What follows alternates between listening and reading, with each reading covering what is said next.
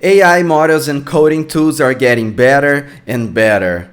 But do they really work for real-world coding scenarios, or are they just hype?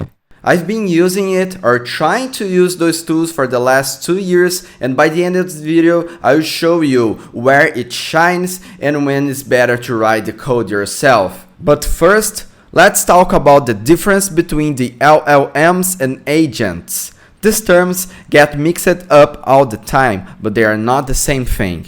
An LLM, like GPT models or Claude, is a probabilistic sequence generator.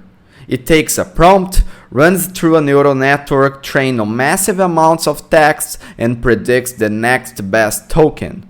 An LLM is stateless. Each prompt is treated as an isolated request. It doesn't remember past interactions. It doesn't run code. It just predicts the most likely output in the context of coding. An LLM alone doesn't understand your project structure, internal libraries, or architecture, unless you add it into the prompt. An agent, on the other hand, is a software layer in front of an LLM to enhance its capabilities. It can track state across multiple interactions, like ChatGPT UI, for example. It remembers the previous prompts, allowing us to create threads. It can read files, execute shell commands, query APIs, and even run code in a REPL. It can also break down a complex task into smaller subtasks, plan actions, and execute them iteratively. There is also a discussion that agents must be autonomous. It should complete tasks without human intervention, for example. But based on that premise, many agents, all of them, are actually just AI systems. It may be a lost battle, as we have seen with other technology terms to try to enforce the correct definition, like the so-called REST APIs that are just HTTP APIs, and we have many other examples in the history of the tech industry. Precise definitions fade as terminologies get loosely applied. For the sake of communication, I will use the term agent for now on. We can use AI for coding in two fundamentally different ways: as an assistant, helping rewrite, refactor, and debug code, or as a fully automated coding system, where we don't write the code ourselves, but just describe what we need, and an agent like Cursor or Copilot, powered by an LLM, does the rest for us. A critical question is, does fully automated code generation actually work? In some cases, yes. I was building a load balancer from scratch in Golang and wanted to experiment with TCP and HTTP to understand their difference better and how it works under the hood. Normally, setting up eTCP, HTTP server, and consumers to play around would have been time-consuming and boring. Honestly, I might not have done it at all. But with Copilot, the agent that I'm currently using, usually with Claude, but sometimes with a 1 as well, it was seamless. The agent generated code quickly, allowing me to focus on learning instead of writing boilerplate.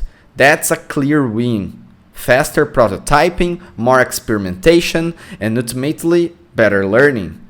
But this specific project has some characteristics that make the job easier for the LLMs.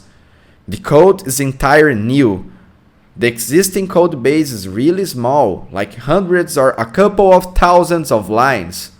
We don't have strict requirements. It is okay for the generated code to not handle any of the corner cases. Another types of tasks that I've successfully relied on fully automated code generation are upgrading libraries, generating unit tests, integrating with well-documented APIs, and small adjustments like changing an if statement, comparison, and adding some new attributes to classes. With the right prompt, this task can be automated with minimal effort. Although fully automated code generation is not a reality yet, AI as a coding assistant is. And there is many different ways that we can be assisted by it.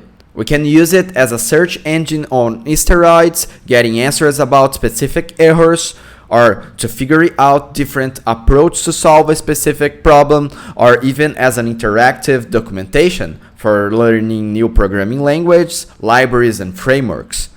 This approach is not that different from what we used to do before the existence of AI, searching on Google and reading Stack Overflow questions and answers. The difference is that it is faster than before and now is more imprecise as well, as the LLMs can hallucinate. Another way of being assisted by AI is code completion. Hitting tab to get the implementation done is definitely faster than writing it yourself. We talked about the good stuff about AI, now let's talk about the bad. Real-world coding tasks are not that simple. Most code bases lack cohesion, are full of technical depths, and their modules are tightly coupled. It can have many closed source dependencies like internal libraries and other services, internal standards and architecture that must be followed, which is really different from the code samples that the LLM was trained. To make it worse, these code bases are large, at least hundreds of thousands of lines of code, sometimes millions lines of code. New requirements are not always clear. Actually, part of the job of the programmer is to refine those requirements.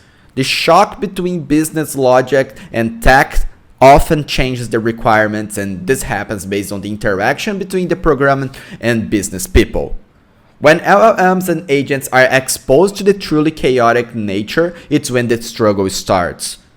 None of that stuff was included in the module's training data. Expect a correct result from such a poor prompt is to have faith in probabilistic randomness. The AI-generated code fails to maintain code from complex internal business rules and generate code that doesn't follow the current project standards. You must be thinking, if the problem's lack of context, let's add more context to it and solve the problem, right? I've tried that before.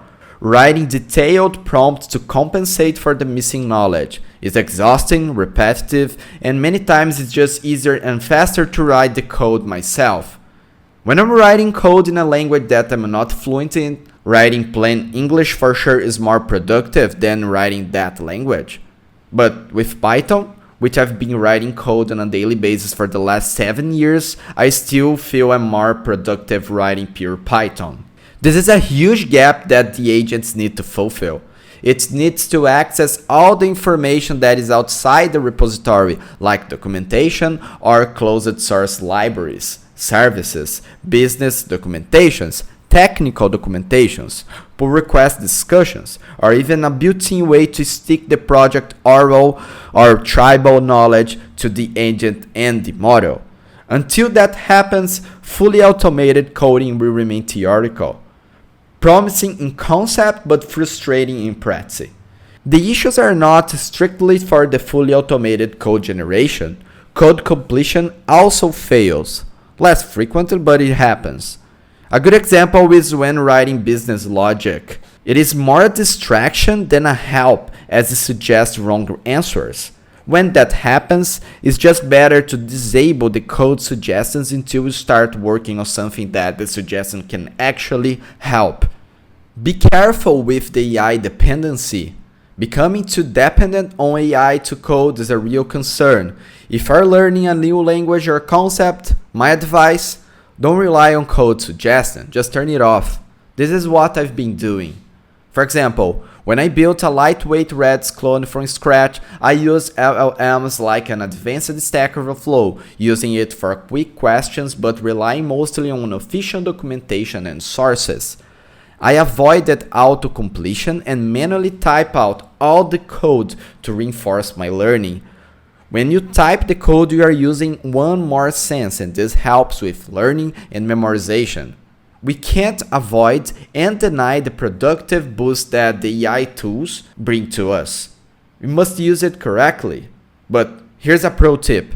Try a non-assisted AI programming session once a week to avoid getting your brain atrophied. We are in the middle of a very impactful process that we don't know the full impact of. We don't want to become over-dependent on AI, so we can't write code by ourselves anymore.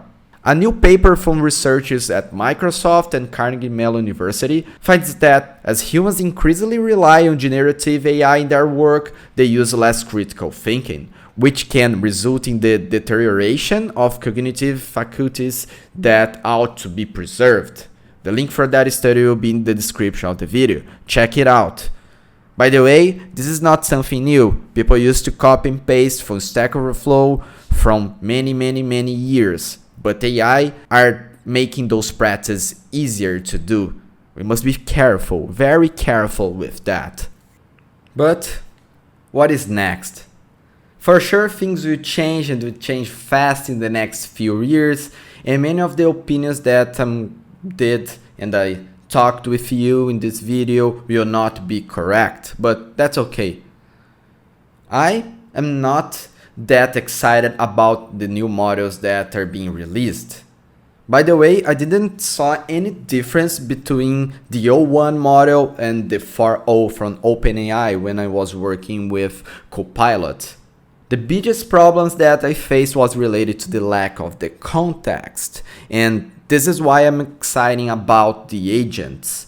The agents is important to help us and to figure out better context. But the agents alone, they can be limited.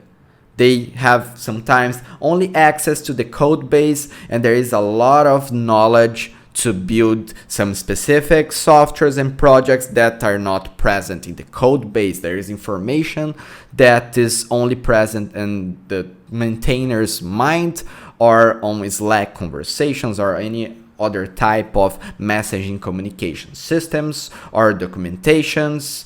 Those projects have external dependencies that are not part of the LLM's training data.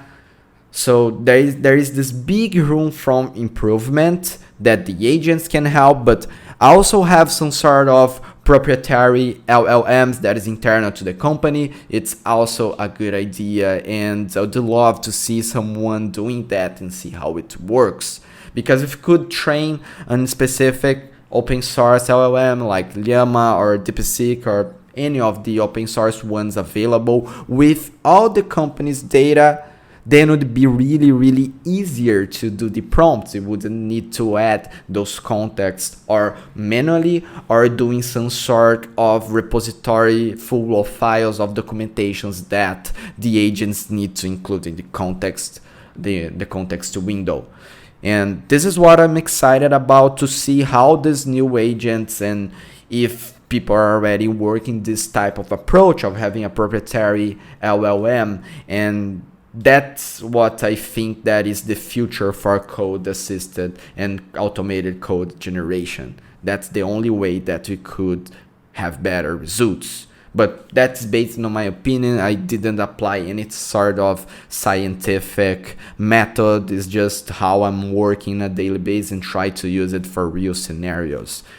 What about you? What is your experience working with those type of tasks and tools for code generation? Are you trying to use it in real, messy, complex code bases? Did you face the same problem as I did? Share of your experiences and also what you agree and disagree with my vision in this video. Left the comments below. For this video, that's it, folks, and see you next time. Bye. AI's getting smarter, tools on the rise. Copilot, Claude, DeepSeek in the sky. But can they really write code that thrives? Or just predictions wrapped in lies? Use them for years, seeing where they shine. Quick prototypes, yeah, they save time, but throw them in deep with the legacy base. They lose the plot, can't keep the pace. LLMs predict, but they don't know. Agents track state, let the convo flow. But still, real coding's a different show. Know when to use it, when to go solo. Automate small, yeah, that's a win test. AP calls, let the AI spin. Upgraded lives, that's smooth, no doubt. But deep logic, it freaks, taps out. And you watch your brain, don't let it slide. Use AI too much, skills could die. Once a week, code raw, no assist. Keep that sharp mind, don't get dismissed. The LLMs predict, but they don't know. Agents track state, let the convo flow. But still, real coding's a different show. Know when to use it, way to go solo.